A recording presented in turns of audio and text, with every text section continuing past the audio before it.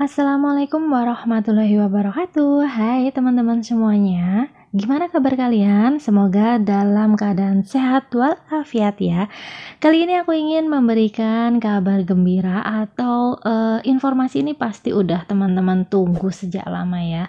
Bagi teman-teman yang masih berjuang untuk mendapatkan NIP di tahun 2023 ini, ada kabar yang menggembirakan ya, karena sudah keluar passing grade nih dari Menpan RB atau nilai ambang batas untuk pengadaan tes CPNS di tahun 2023. Nah, pengumuman resmi ini atau passing grade ini tertuang dalam Keputusan Menteri Pendayagunaan Aparatur Negara dan Reformasi Birokrasi Republik Indonesia nomor 651 tahun 2023 tentang nilai ambang batas seleksi kompetensi dasar pengadaan pegawai negeri sipil tahun anggaran 2023. Kali ini aku nggak akan bahas atau baca semua keputusan menteri ini ya teman-teman, tapi kita langsung aja menuju intinya dari Kemenpan ini apa.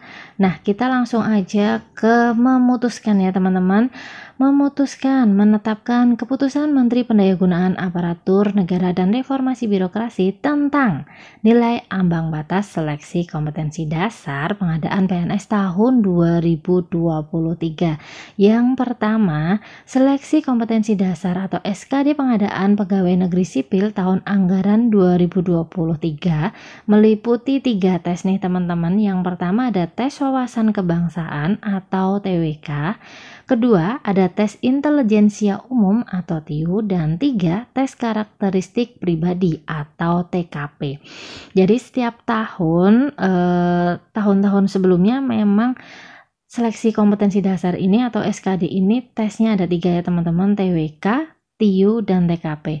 Nah, di keputusan Menpan ini dibahas ya teman-teman untuk materi SKD itu apa saja. Nah, materi SKD itu meliputi 1, kita bahas TWK ya teman-teman. Materi SKD yang pertama adalah TWK atau tes wawasan kebangsaan. TWK bertujuan untuk menilai penguasaan pengetahuan dan kemampuan mengimplementasikan yang pertama, nasionalisme. Jadi TWK itu meliputi materi nasionalisme. Ini setiap tahun juga ada materi ini. Tujuannya mampu mewujudkan kepentingan nasional melalui cita-cita dan tujuan yang sama dengan tetap mempertahankan identitas nasional. 2, materi TWK yaitu integritas, dengan tujuan mampu menjunjung tinggi kejujuran, ketangguhan, komitmen, dan konsistensi sebagai satu kesatuan sikap untuk mencapai tujuan nasional. 3, bela negara, dengan tujuan mampu berperan aktif dalam mempertahankan eksistensi bangsa dan negara. 4, pilar negara, dengan tujuan mampu membentuk karakter positif melalui pemahaman dan pengamalan nilai-nilai dalam Pancasila, Undang-Undang Dasar Negara Republik Indonesia tahun 1945, Negara Kesatuan Republik Indonesia, dan Bhinneka Tunggal Ika. Kemudian materi TWK yang kelima adalah bahasa negara teman-teman. Tujuannya yaitu mampu menggunakan bahasa Indonesia sebagai bahasa persatuan yang sangat penting kedudukannya dalam kehidupan bermasyarakat, berbangsa, dan bernegara. Nah, 5 materi ini setiap tahun sebelum tahun ini ya teman-teman, dari tahun kemarin sebelumnya itu udah ada soal-soal tentang materi TWK ini, dan memang meliputi 5 materi ini ya teman-teman, silahkan dipelajarin. Yang materi kedua adalah TIU atau tes intelijensia umum. Itu bertujuan untuk menilai penguasaan pengetahuan dan kemampuan mengimplementasikan 1, kemampuan verbal yang meliputi A, analogi, dengan tujuan mengukur kemampuan individu dalam bernalar melalui perbandingan 2 konsep kata yang memiliki hubungan tertentu, kemudian menggunakan konsep hubungan tersebut pada situasi yang lain. B, silogisme, dengan tujuan mengukur kemampuan individu untuk menarik kesimpulan dari 2 pernyataan yang diberikan.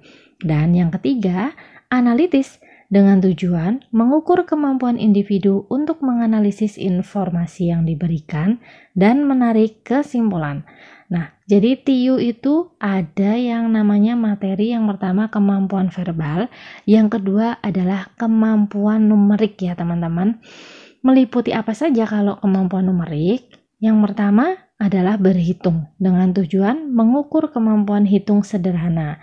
Jadi untuk soal CPNS itu memang ada matematikanya ya teman-teman, silahkan dipelajarin juga, jangan bosan-bosan untuk latihan soal ya untuk TIU ini, karena kalau teman-teman sering latihan nanti insya Allah ketika dapat soal udah terbiasa mengerjakan. Nah, yang B, deret angka dengan tujuan mengukur kemampuan individu dalam melihat pola hubungan angka. Ini soal favoritku. Seneng banget kalau ketemu soal deret angka, teman-teman ini juga harus sering latihan untuk pola deret angka itu. Nanti kalau sering latihan teman-teman akan tahu pola-pola soal untuk deret angka itu apa aja kayak gitu ya. Yang ketiga, perbandingan kuantitatif dengan tujuan mengukur kemampuan individu untuk menarik kesimpulan berdasarkan dua data kuantitatif. 4. Ada soal cerita dengan tujuan mengukur kemampuan individu untuk melakukan analisis kuantitatif dari informasi yang diberikan. 3. Ada kemampuan figural nih teman-teman, yang meliputi satu analogi dengan tujuan mengukur kemampuan individu dalam bernalar melalui perbandingan dua gambar yang memiliki hubungan tertentu, kemudian menggunakan konsep hubungan tersebut pada situasi yang lain. B. Ketidaksamaan dengan tujuan mengukur kemampuan individu untuk melihat perbedaan beberapa gambar. Dan C. Serial dengan tujuan mengukur kemampuan individu dalam melihat pola hubungan dalam bentuk gambar. Jadi untuk soal TIU nanti ada soal gambar, misal bangun ruang ini terus diputar titik di sini, polanya itu ada seperti kayak soal psikotes ya teman-teman, tapi mungkin nggak sesusah psikotes kalau menurutku. Jadi untuk TIU sendiri itu memang lebih mudah sih daripada psikotes yang memang butuh pemikiran ya. Kemudian yang C, TKP. TKP bertujuan untuk menilai penguasaan pengetahuan dan kemampuan mengimplementasikan satu pelayanan publik dengan tujuan mampu menampilkan perilaku keramah tamahan dalam bekerja yang efektif agar bisa memenuhi kebutuhan dan kepuasan orang lain sesuai dengan tugas dan wewenang yang dimiliki. 2. Jejaring kerja dengan tujuan mampu membangun dan membina hubungan, bekerja sama, berbagi informasi, dan berkolaborasi dengan orang lain secara efektif. 3. Sosial budaya dengan tujuan mampu beradaptasi dan bekerja secara efektif dalam masyarakat yang majemuk terdiri atas beragam agama, suku, budaya, dan sebagainya. 4. Ada soal juga tentang teknologi informasi dan komunikasi dengan tujuan mampu memanfaatkan teknologi informasi secara efektif untuk meningkatkan kinerja. 5. Profesionalisme dengan tujuan mampu melaksanakan tugas dan fungsi sesuai dengan tuntutan jabatan. Nah, ini untuk soal TIU ya teman-teman. Ada beberapa materi yang silahkan teman-teman bisa belajar dari YouTube, bisa belajar dari buku. Silahkan teman-teman nyamannya belajar lewat mana. Lanjut kita yang ketiga, SKD sebagaimana dimaksud pada diktum pertama dilaksanakan dalam durasi waktu 100 menit. Jadi nanti dari awal sampai selesai tes itu teman-teman dikasih waktu 100 menit. Silahkan mulai dari sekarang teman-teman pilih atau manajemen untuk TIU nanti kira-kira teman-teman mau berapa menit ngerjainnya harus selesai, terus TWK juga harus berapa menit selesai, TKP berapa menit selesai. Jangan sampai teman-teman fokus ke satu materi, misal biasanya pada terlena nih di soal TIU karena masih penasaran dengan hitungan-hitungan atau deret-deret angka kayak gitu ya teman-teman. Nah silahkan di manajemen ya teman-teman, jangan sampai teman-teman kekurangan waktu ketika mengerjakan. Boleh teman-teman pilih mau ngerjain TIU dulu, TWK dulu, atau TKP dulu, senyamannya atau seenak teman-teman gimana. Yang penting teman-teman bisa memanajemen waktu dengan baik. Yang keempat, durasi waktu pelaksanaan SKD sebagaimana dimaksud pada diktum ketiga dikecualikan bagi pelamar penyandang disabilitas sensorik netra yang melamar pada kebutuhan khusus penyandang disabilitas. Jadi untuk penyandang disabilitas itu ada waktunya sendiri ya teman-teman, sesuai yang kelima nih. SKD bagi pelamar tersebut dilaksanakan dalam durasi waktu 130 menit. Jadi ada tambahan waktu sebanyak 30 menit untuk khusus penyandang disabilitas ya teman-teman. Yang keenam, jumlah soal keseluruhan SKD sebagaimana dimaksud pada diktum pertama adalah 110 soal dengan rincian A. TWK terdiri dari 30 butir soal. B. TIU terdiri dari 35 butir soal. C. TKP terdiri dari 45 butir soal. Nah, jadi totalnya ada 110 soal. Ketujuh, pembobotan nilai untuk materi soal SKD sebagaimana tersebut pada diktum pertama yaitu, nah ini yang penting ya teman-teman, untuk materi soal TIU dan TWK itu bobot jawaban benar semua itu bernilai 5. Jadi kalau teman-teman jawab benar itu poinnya adalah 5 atau nilainya 5. Dan salah atau tidak menjawab itu nilainya adalah 0. Jadi untuk soal CPNS tidak ada pengurangan nilai jika teman-teman salah menjawab. Silahkan teman-teman ketika kehabisan waktu atau bisa nggak bisa harus dijawab ya teman-teman, karena kalaupun salah tidak akan mengurangi nilai teman-teman semuanya.